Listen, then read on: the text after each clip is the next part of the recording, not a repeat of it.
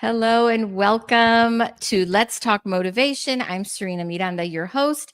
And today we have a guest, Miranda Lee, who is the founder of Find That Pause. And I am so thankful to have you on my podcast today. And I'm excited to dig in and really understand what it is and really define that pause, because I'm the kind of person that needs to pause every now and then. So tell us about yourself, Miranda, and what you do. Thanks so much for having me here today, Serena. I'm very grateful that you reached out and invited me to come because I love speaking to other women business owners about how to find your pause. Because I have had to learn how to find mine. And once I found it, I realized, gosh, why didn't I find this before? It's so helpful for living a healthy, contented, less overwhelmed life. So I am. That is true. Yeah, I'm a meditation teacher. I'm also a mindset coach, and I also teach yoga. But I had a very busy previous career in advertising, where I worked at big New York ad agencies, running teams, international teams, and used my own personal practice of yoga and meditation to deal with the stress of that kind of life. But then I had kids and that all kind of went out the window. So they tend to do that. Yeah, I didn't have that time anymore in my life. And I started having to rebuild my own practice of finding pauses in very short incremental time periods that I could fit into work and parenting. And that became so important to me that I decided to start a business to teach these skills to others. That is wonderful. And we spoke about that a little bit earlier about how my journey with taking a pause started mindfully. It started after I turned 50.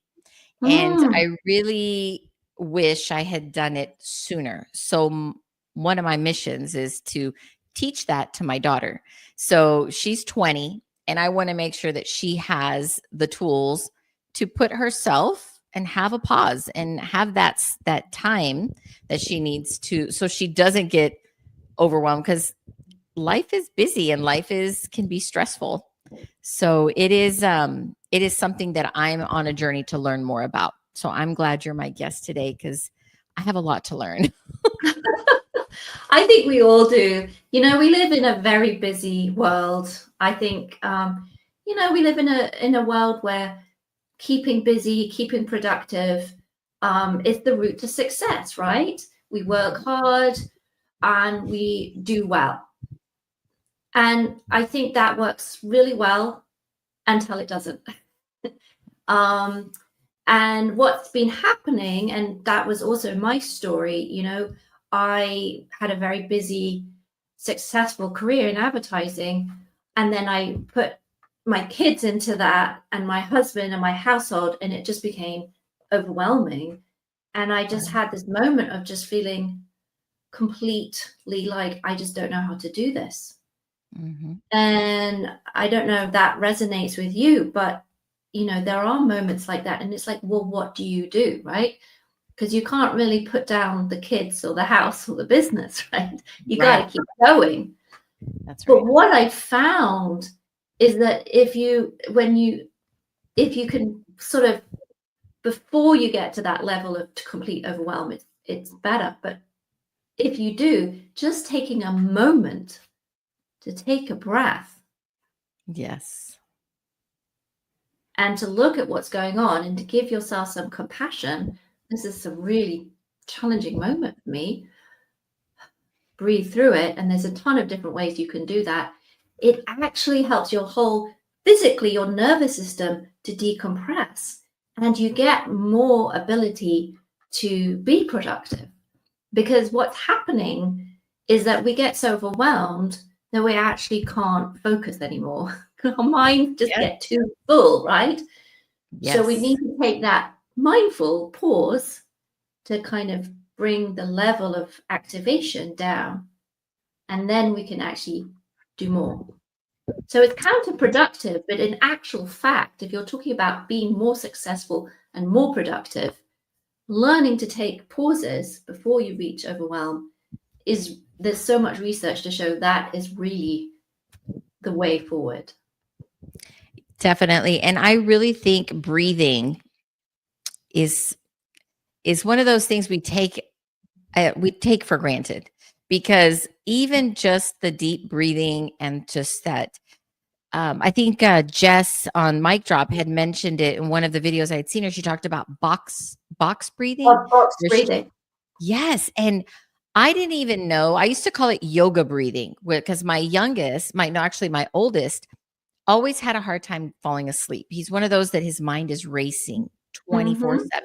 So out of the three, he was the only one that I really had to walk him through the breathing, and I'd say, okay, Marco, yoga breaths. And we would breathe in, and I'd say, hold it for 4, 3, 2, 1, and exhale. And I didn't know what I was doing. I just know that it helped him. And before I knew it, he was sound asleep. The other two were, they would just be like, going to bed. One of them would just walk herself to bed.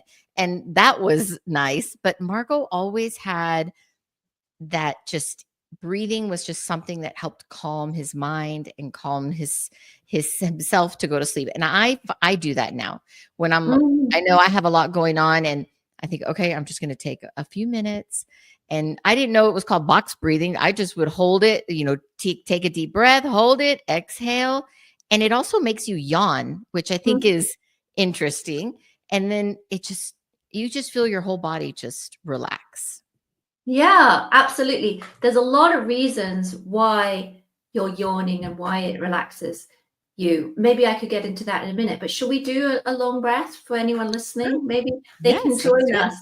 So what we want to make sure is we're breathing into our belly. And the way that you can make sure that that's happening is, I'm just going to invite you to put a hand on your belly or two hands on your belly and see if you can just get that big exhale happening into the belly. So the belly's moving up and down. And then just take a breath in. Hold it. You don't want to get out of breath, so just hold it for whatever feels good, maybe a count of 3. And then take a nice long exhale. Through pursed lips can feel really good, like you're taking a sigh.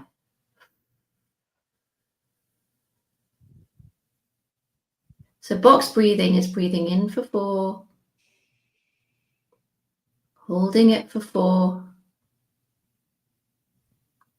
and then breathing out for 4, holding it for 4, breathing in for 4,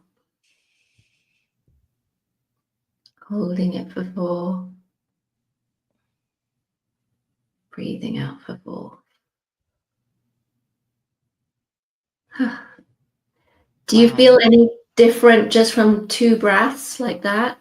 Yes, I can feel it here, because all my stress is in the neck and the shoulders, and I just feel my whole body. I mean, if that's all you can do all day, take a moment and breathe, because it is a game changer for sure. I really enjoy that.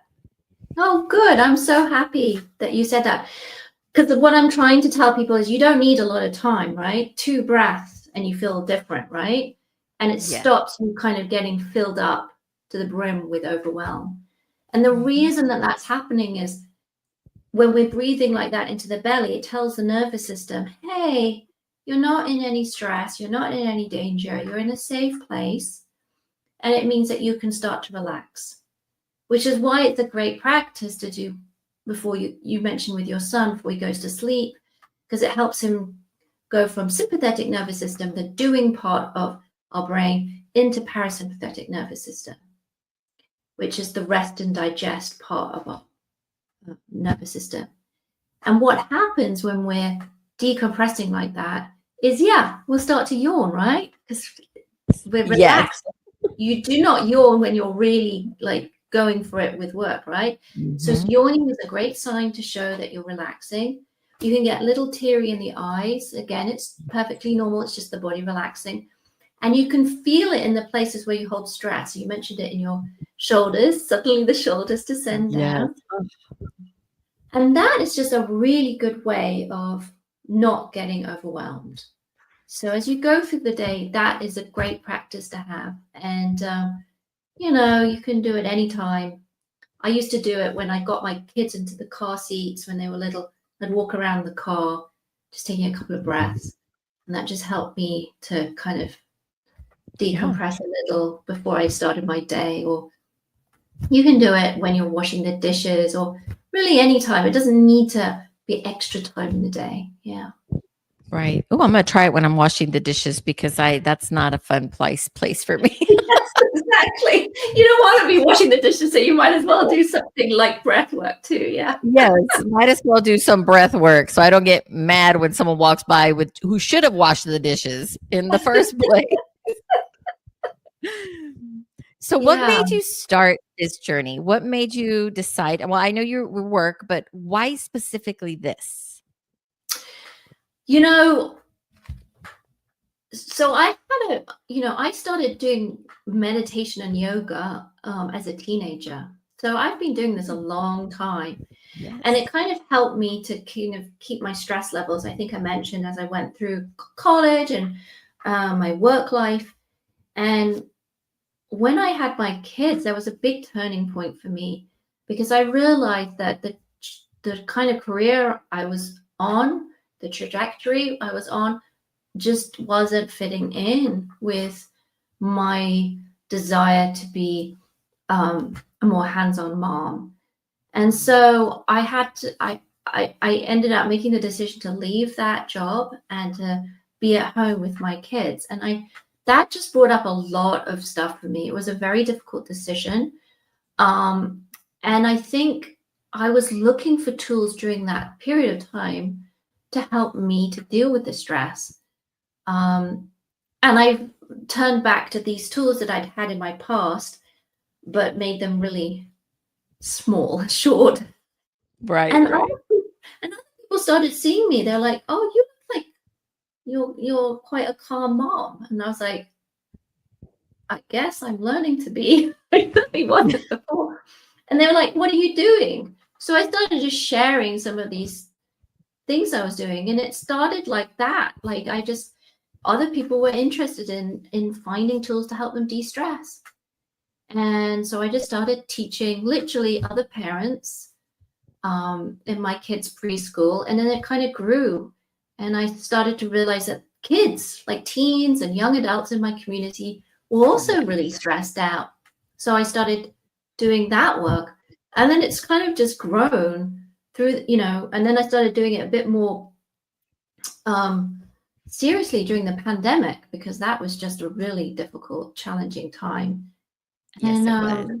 And it's just kind of continued. And now I do resilience training in financial companies, and I work at my local hospital with both the healthcare providers and the patients. Wow. People going through really challenging times with health conditions, and I started specializing in doing one-on-one coaching with people like going through like big life changes and feeling like the rug is pulled underneath them, from underneath them. Well, what do you do with that? Well, actually, it's the same tools, right? Yeah. Because this is helping you to get grounded in your body. And when the body is grounded, so the mind gets grounded, and so the stress levels can come down. And you feel like you can deal with the situations you're in. So that's really how it was kind of organic. Yeah. And do you I'm here in Texas, you're in outside of New York, right? So Mm-hmm. how do you reach more people? Are you doing online courses? Yes. I actually have one launching on June the 12th. I have an 8-week course where I take people through like the mindset tools that I think are absolutely key and that have like really helped me and also the other students I've taught. And then, these are practices. So 8 weeks, you get a good foundation. Right. And then, I have a meditation library of all these short pauses. to help them keep going with it afterwards. And that's where I've been growing. And I also have retreats where we go away for weekends together and we learn these tools nice. together. Yeah. That's So between these two programs, we're getting a community of it's mostly women, but I do have some men who are learning yes. these tools and sharing them with one another so that we can start changing our communities. Mhm. That's wonderful. I go back to my oldest because he, like I said, his energy was always like at a level 20 from Mm-hmm, little bitty to him as a young man now. And I mm-hmm, noticed and I think maybe it's because of me, I don't know, but somehow he knew that his mind needed a different type of exposure and calmness. So he's very stoic. He likes to read. It's really funny though, because I'm like, I can't believe you're reading some of this stoicism, but it really helps him calm himself mm-hmm. and be focused. And I'm so glad that he found those tools. But the breathing and the calmness and the meditating, he would even tell me, he goes, Mom, you need to take time. I don't even think he was 18 at the time. He was like, you need to take time and you need to meditate. You need to be calm, because I was always like, let's go. What are we doing? Because they were all athletes. And so the schedules were like crazy. And I was working and my husband had his business. And I was like, Marco, I don't have time to meditate. I'm like, you better meditate yourself to the car. I was like, we gotta go. But he was and to this day, he's my reminder. He's always like, take a breath, Mom. Let's breathe. And it's funny how it's come full circle, right? I used to help calm him as a child, as a little boy, and now he's calming me as his mom, his old mom now. Oh, what a lovely story. Yeah, I like I said, I used to teach teens and I used to joke around with their parents saying, when your teen is telling you to take a breath, you know that this is working. Exactly. Yeah. Yeah. He definitely tells me, Mom, bring it down a notch. So I have to be more mindful on that, but it's hard work. And you said majority of the people you work with are women, but I think we just do a lot and Mm, we carry a lot. mhm. So I think a lot of women, whatever age, benefit from learning to find that pause for sure. Yes, Yes.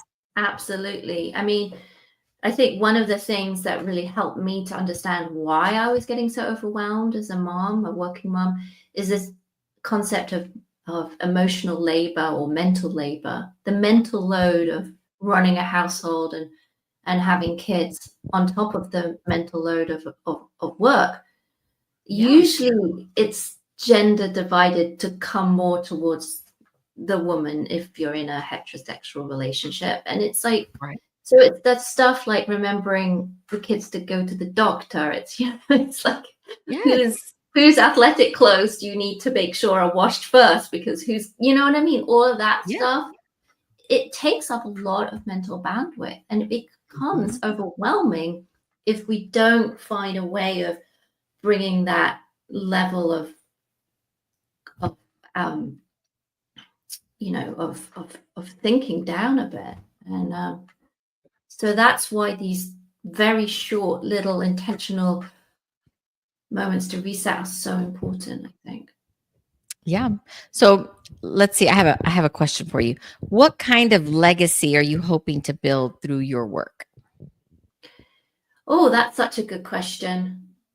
I really want to build the legacy that you can be successful and take a pause. And I know that Mm. sounds pretty simple, but so much of our like input coming at us is to go, go, go, do. And I'm not saying that that's not okay. It's just that go, go, go, do without stopping is burning us out. Right. So the legacy I'd like to leave is go, go, go, breathe, But do. breathe. And that's how we can move forward in a successful way. That is And so true. yeah, and I think it hopefully will bring the levels of anxiety down in our communities, because as we, and I see this, as I teach one member of a family to bring the level of reactivity down, the whole family benefits. So I totally agree. You're right. You're right. yeah, so if you've got a kid in the family who's kind of finding things too much, anxious, by you practicing calming yourself down, you will help them. Yeah, and I noticed that in my family.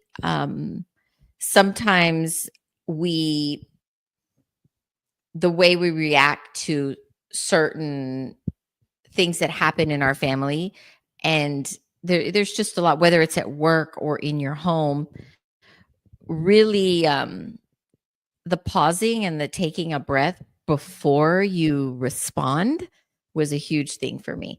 And my husband didn't comes from a family with not a lot of filters.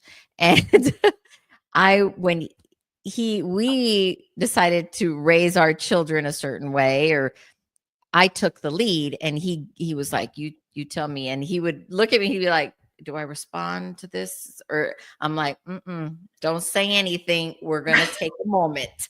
We're going to take a moment. And he'd be wanting so bad to respond. And I'd be like, no, we'll talk about it later. Everyone's going to take a breath. You go take a breath. We're going to decide how we're going to go about this. But even at work, I remember I was a teacher. That was my original profession straight out of college. And we had to do that a lot, because whether you're in a teacher conference with a parent who's not happy, or you're with a child who's being emotional because they've had a situation, pausing and just taking a moment before you respond, maybe even a deep breath, is so important. And I think learning that, because sometimes, because of social media, we're so used to just giving our opinion and giving our input on things, when maybe we should take a moment prior to doing that. Yes, completely agree. 100%. This idea of when we get overwhelmed, have you heard of this concept of fight, flight, freeze? Yes. When you just kind of lose it, that's not a rational place. That's Right. really when, in terms of the neuroscience, that's when your rational part of your brain has gone offline. And you are not going to be able to, react in a way that potentially you'd be happy with. That's when we start the screaming and the yelling. And and we have to forgive ourselves if that happens. It's just too much and we get too overwhelmed. But when we pause, that's when we actually don't go into that state, unless it's a real emergency. When we pause, we can bring those stress levels down, and we can react in a way, or we can respond in a way that we will be much happier with. Right. So I think just for that, I think educators, I work with educators too, and parents, right? Because your kids do trigger you, right? I mean, that's just the nature of parenting, and just being able to kind of, like you were giving that lovely example with your husband, I'm just going to take a moment here, Yes. But when you practice it during your day, you're much more able to do that, because if you never practice it, something's going to come up, you're going to get triggered, and you'll just like automatically go into Exactly. And then with the 3 kids, because they're so close in age, so they're 19, 20, and 21. And it's I have 2 boys and a daughter in the middle. And I'm proud that they have seen the pause and seen the call. Okay, before we react, this is what we're going to do. And my youngest, sometimes we call him the little old man, because he's just an old soul. And he sat me down one day and he said, Mom, I just want you to know that I think I'm the only adult in this home right now. And I was like, I looked at him and I said, well, you know what? I think so too, because I am done being an adult. I'm so tired. I was like, I've had 3 of y'all back to back. I've had it up to here. And but he was seeing me pause before reacting to his siblings who were in the peak of teenage years. And I said, you know, we can address these issues or address the drama later. We need to just think of the strategy and think of the solutions, because we're a solution based family. We're not going to just go at it, you know, full throttle. And I'm like, and that's kind of what being an adult is, Adan. And he would be like, oh, I want you to put the hammer down on them. And I'd be like, no, that's not how it works. And that's a wonderful example of teaching your kids emotional intelligence, emotional regulation, which is really super important. It's one of the reasons why I'm asked to go into corporate environments, is to teach these softer skills, because they're so needed. If you think about it, if you're in a team and someone doesn't know how to regulate, they get really upset very quickly. It makes it difficult to work effectively as a team, right? Right. So being able to recognize your emotions as they're coming up and know how to calm yourself down in like stressful situations is incredibly important. And it's actually one of the signs of being a good leader, being able to manage well. Because without those skills, it's very hard. Yeah. One time I remember being at a teacher event, and the CEO of Boeing came to speak to us, to the district. And we were talking about the hiring from high school to a trade or straight into professional businesses, or these businesses that were hiring directly from high school. And one of the things that he said, and it stuck with me many, many years, he said, we hire for hard skills, but we fire for soft skills. And I was like, whoa. And immediately I was like Googling, what is a soft skill? Because I hadn't thought of it in that manner. But that really stuck with me. It's like we're in education. We want our students to be successful but are we spending enough time on those soft skills and really getting them to understand the dynamics of team, of a community in any form, right? Because as the CEO said, that's why they fire people, is because you don't have soft skills. And I would say now people are more and more hiring for soft skills, because the harder skills are being taken up, with AI or machine learning, and of course technology as well. So what people are really looking for are, employees that can handle their emotions, can lead with calm, and can be resilient as well. That's something else. Because that is true. Yeah. So I'd say it's even increasingly important as time goes on. Yeah. That's really neat. So tell me, what is the near future? What's going on in the next 1, 2, 5 years for you? Yeah. So I was actually just speaking to someone about that. I really want to carry on creating this community of like-minded people who are trying to be more mindful, take more pauses in their life, practicing it, developing my retreats. I want to start doing international retreats as well, and growing the amount of people who are practicing the pause, because I see it as changing my community, the people that I teach, really for the better. People are able to sit with uncertainty better. They're able to deal with, the health conditions that are coming up for people. It's remarkable. It really is.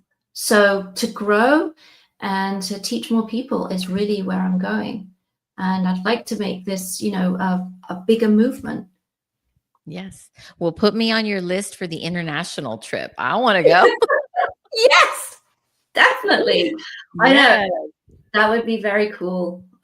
Yes. My son is, Yeah, definitely. I want to know. My son right now is in Singapore, and Oh, he is studying Mandarin, and he sends me these videos and these pictures of these beautiful waterfalls and in these air. I'm like, I need to get out of South Texas where this is not where I need to be. I tell him I need to be where you're at. Why am I? Let's switch spots. You come here and I'll go there.